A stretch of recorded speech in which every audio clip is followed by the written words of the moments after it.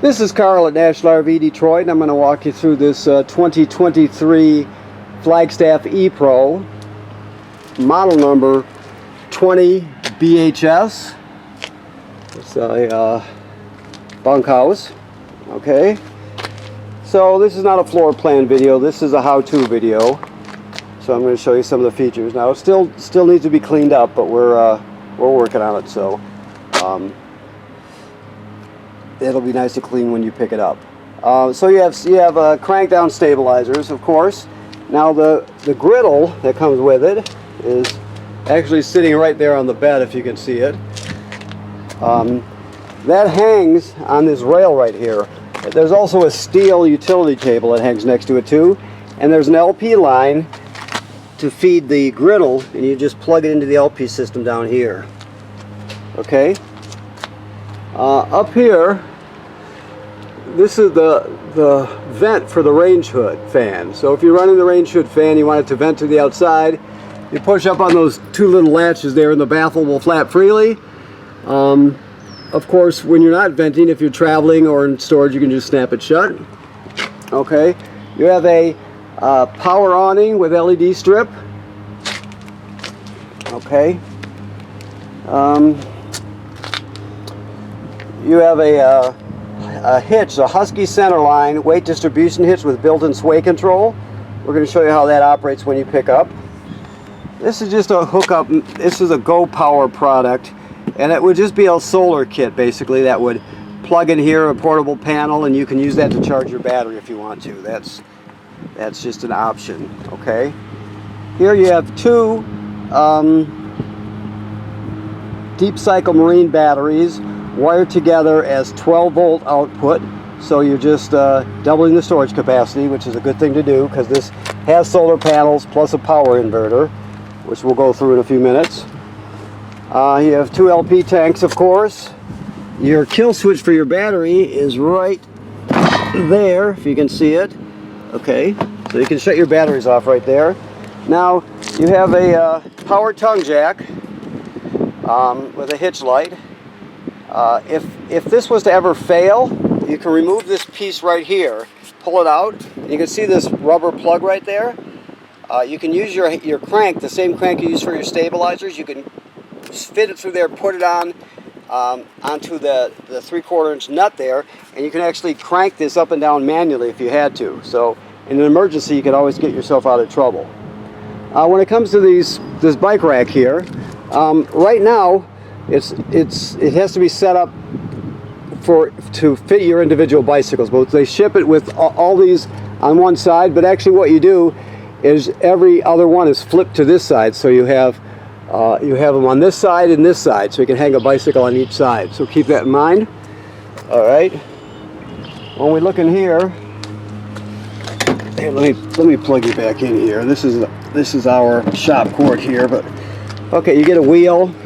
This is the hose we talked about right here for the grill. There's the table, the metal table, and that is your crank right there. Okay. All right. Your water heater is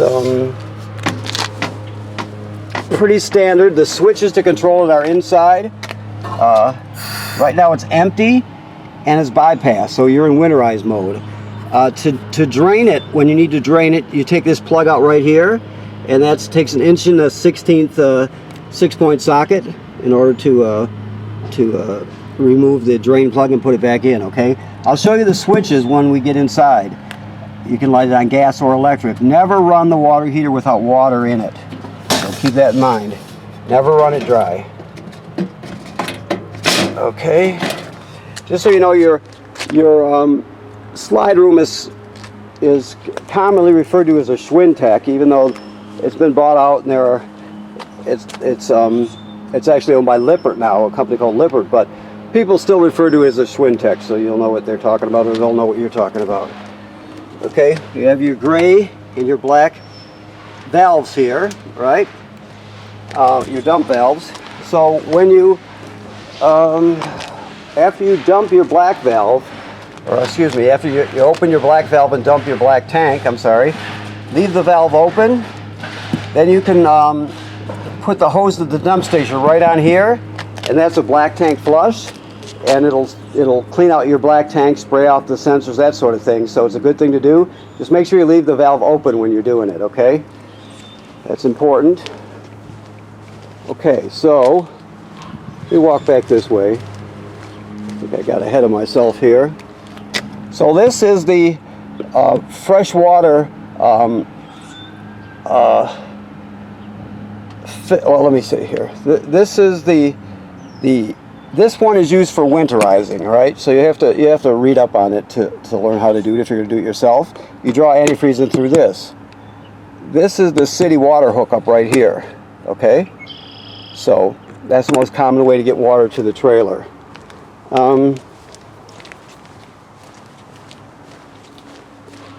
Let me just take a look over here.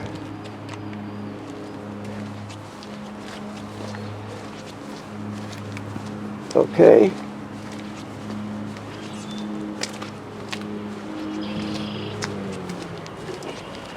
Okay. So up here, this is the fill for your fresh water tank. If you're camping someplace that does not have city water, you're boondocking or whatever, you can pre-fill this fresh water tank and use the onboard pump to pump the water. So most of the time you're going to have fresh water, or city water, I'm sorry. It kind of threw me at first. This should actually say city water on it. They must have just stuck the wrong sticker there. That's city water. This is your fresh water tank here.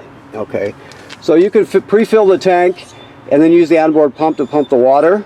All the plumbing will work as though you have city water. You'll just be pumping it from the tank. So either way, you've got water and plumbing.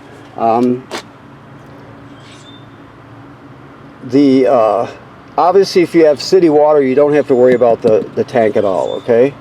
And there's also a drain down here. I don't know if you can see it. That's this white gate valve. That's where you drain this freshwater tank from if you want to drain it, all right? This is just a outdoor shower / sprayer right there. You can hose down kids and dogs and feet and anything you got to hose down, you can do it there. Okay. Also, if you look up, there's a housing up there. That tells us this is pre-wired for a Furrion backup camera. So if you want to add a backup camera, make sure you get the Furrion kit that goes in that housing right there, okay? It's all pre-wired, so it's very simple. The ladder makes it easy to inspect the roof, which is a great thing. The manufacturer states you should inspect the roof every 60 days. So you want to look at all the sealant up there. Make sure there's no cracking or separation where water could get in. Make sure there's no damage to any of the roofing material or attachments by, let's say, low branches or road debris flying out there. You're just going to inspect it to make sure that's in good shape. You're protecting your investment, all right? Odds are you go up there many times and not have to do anything. But it should be part of your regular maintenance routine for your trailer. People, generally speaking, don't inspect the roof enough, so make sure you do that, okay? You also have a lock that either uses a key or a code. In your packet, we'll tell you what the default code is for this one. It might even tell you back here. Yeah, right here. So there's all you can get it from that tag or from your packet here with all your literature in it. Okay. So this is your control panel. You can just peel this film off it when you're ready. Your awning, right there, extend and retract. Lights, okay. Your slide room switches are here. Now you can also use an Bluetooth app for this. You can do that if you choose to.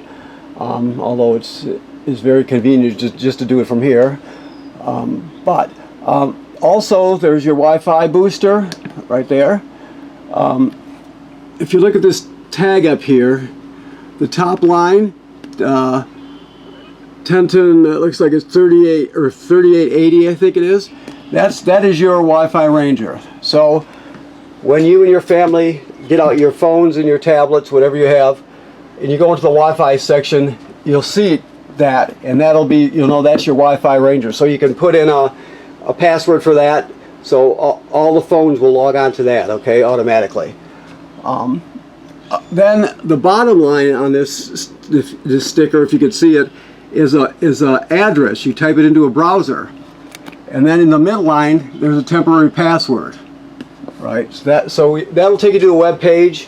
It will, and then when you put the password in, the temporary password in, you'll be able to see everything the Wi-Fi Ranger sees. And so let's say you're looking for campground Wi-Fi. You'd pick out the campground Wi-Fi and log on to it that way. So all your devices will log on to the Wi-Fi Ranger automatically, and then you just log on with the Wi-Fi Ranger to whatever you want to use. It's a great signal booster. It makes a huge difference. So it works really, really good. There's also a cellular option, but I'm not even going to get into that. If you're interested, you can look into it further. People just like the free public Wi-Fi, okay? Okay, that's the Wi-Fi Ranger. So to light your water heater on gas is right here. To light your water heater on electric is right here. Never light this or run it without water in the tank, like I said. You have tank heaters, so you have heating pads on all your tanks, your freshwater tank, your gray and your black tank, so you extend your camping season. And this is the water pump here. Remember, you use the water pump to pump water out of the fresh water tank if you don't have city water hookup. You also use that to winterize the trailer. That's to connect to your app. And then you have all your levels right here. Okay? All right. Very simple. Keep in mind that you can turn your refrigerator on and off right there. It's a great feature. It's a 12-volt DC refrigerator. So let's say you just have it in storage, the trailer in storage, and you want to keep your battery charged up by the solar panel, right? You can shut everything down, including the refrigerator, right? So if you shut the refrigerator down, it's not going to be pulling from your battery, and you'll be able to just top it off and keep it charged. So it's a good feature to have. Let's see. While we're standing here, this is your solar controller right here.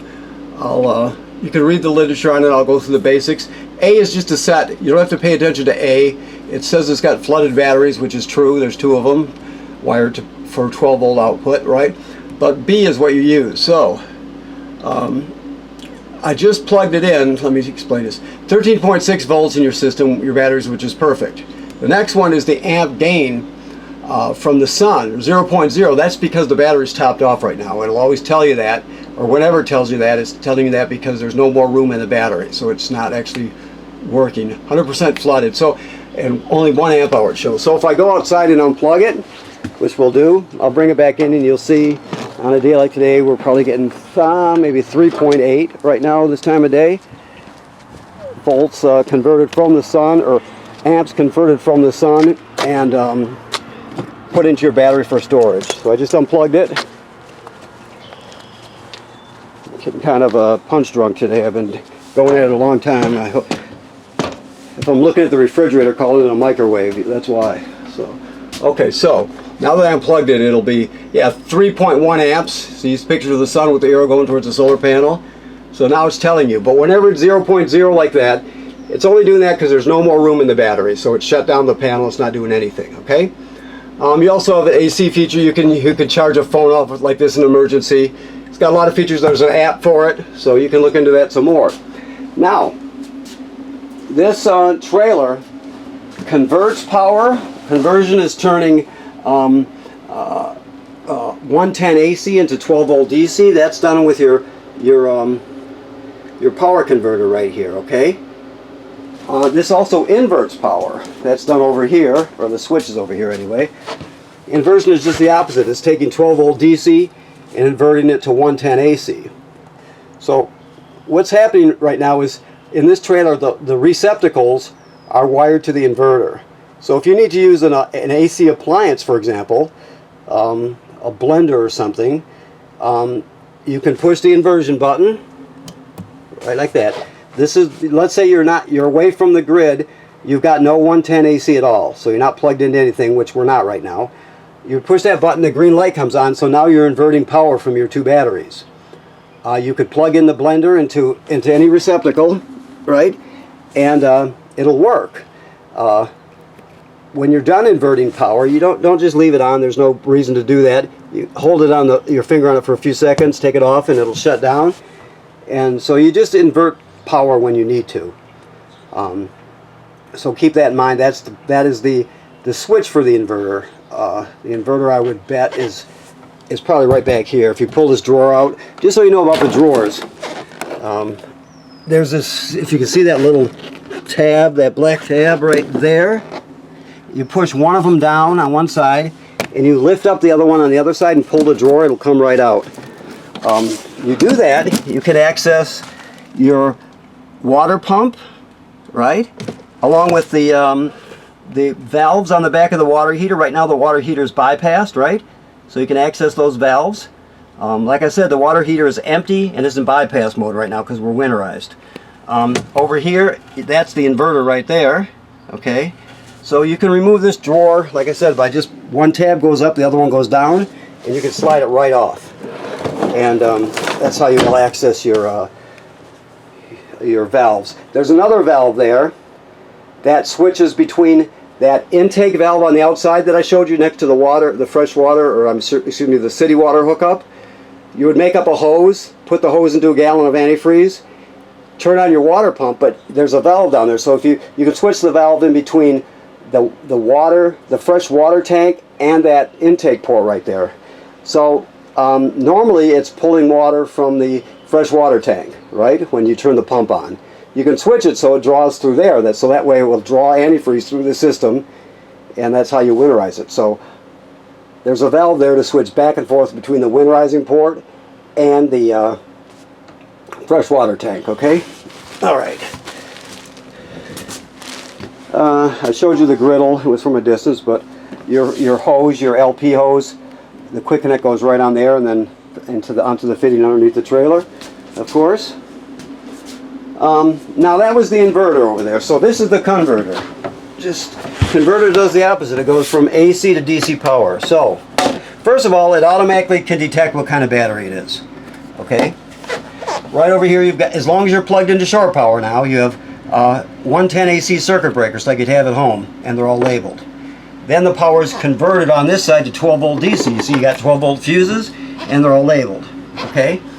If any of those fuses were to blow, you'll actually see it glowing through this perforated plastic here. But importantly, this is a battery tender. So as long as you're plugged into shore power, it's going to sense how much energy your batteries need and send enough amps up there to keep them charged, right? So if they're totally charged up, like they are right now, it'll just trickle a couple amps up there to maintain it. If they're low, it'll send 10 amps or whatever it needs. So the bottom line is, when you're pulling down the road, your tow vehicle's alternator will charge the battery. When you're plugged into shore power, this power converter charges the battery, and then your solar panel always charges the battery as long as there's room in it. It'll always put as many amps into the battery as it can. Okay? All right. This is your carbon monoxide LP gas detector. It should always be green. If not, get it serviced. Remember that if it goes off, you take everybody outside, shut everything down, shut the gas tanks off, figure out what's going on, right? It detects carbon monoxide and LP gas. If it beeps the same tone but very slowly, it's telling you that your battery's low. So it's also a low battery detector. Okay? Alright. I gotta pick up the pace here because I only get a half hour on this before it starts a new file here. So your stuff is in here. Okay, that's just a water filter spatula. This is your tire monitor. You'll have to look at this, and if you choose to use it, or there are actually sensors inside your wheels, right? And this will pick up the transmission of those sensors and display it on your screen, temperature of the hub, tire pressure, that sort of thing. Okay, that's your shore cord right there, 30 amp, 30 feet long. We also give you a reducer to reduce that down to a 20 amp in case you want to plug it in at home, for example. Okay, your thermostat, you just hit the mode button, it lights up, and you just keep punching it till you go through all the different modes. It's very self-explanatory. The refrigerator, like I said, is 12 volt DC compressor, and you can turn it on and off right there, right? I showed you the solar controller. Your microwave works like any other microwave. You have a 4-speed fan, which is great. It's a good bath fan, but also if it's the time of year where you can get condensation from your breath, you got a bunch of people over and you're starting to get condensation, just turn that on low and it'll suck it right out. You won't have any issues with it. It's got a cover over it so you can open it in the rain. It's a great thing. Okay, so this is all self-explanatory here. Now you have this device here, right? This is the shower miser. So you can see there's 2 positions for this valve. What this is a water recirculator. There's some paperwork for it. You can always go, any questions you have with any of this stuff, there's literature. Plus you can go to the manufacturer's website and look at their literature and their product videos too. That's a good way to learn. But what this does, it recirculates water around and around and around. It goes from here to through the water heater, by the water pump, and back around again in a loop. The idea is when you're heating up water to take a shower, normally it just goes down the drain. So in drought areas you're wasting fresh water, for one thing, and you're also wasting space in your gray tank, 2 things. So by using this and putting it in the cycling mode, it'll just keep warming up while you got the water running, and when the water gets hot, this will turn a beigeish color. You'll see it plain as day. And that's when you know your water's hot, and you change the valve back to the normal position and it'll work like a regular shower. It just keeps you from wasting water.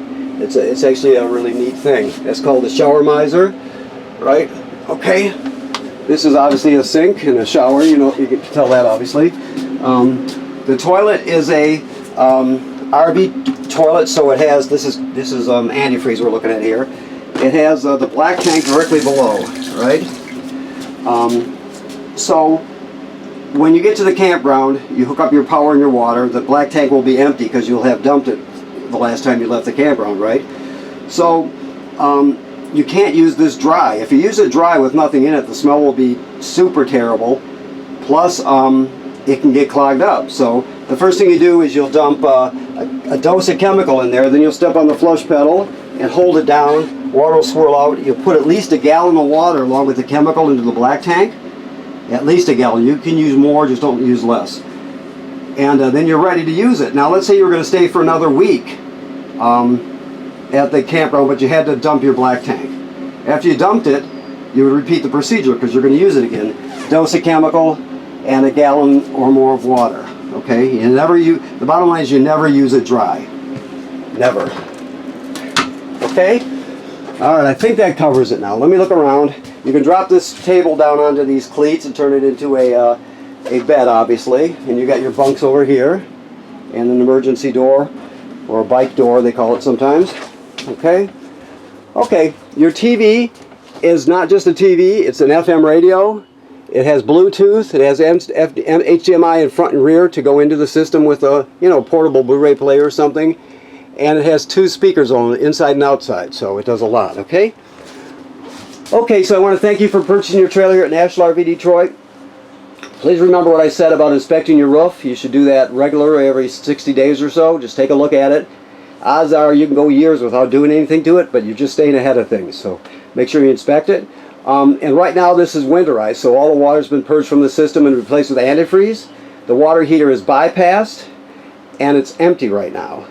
Do not turn on the water heater until you have water in it. That's important, okay? Thank you.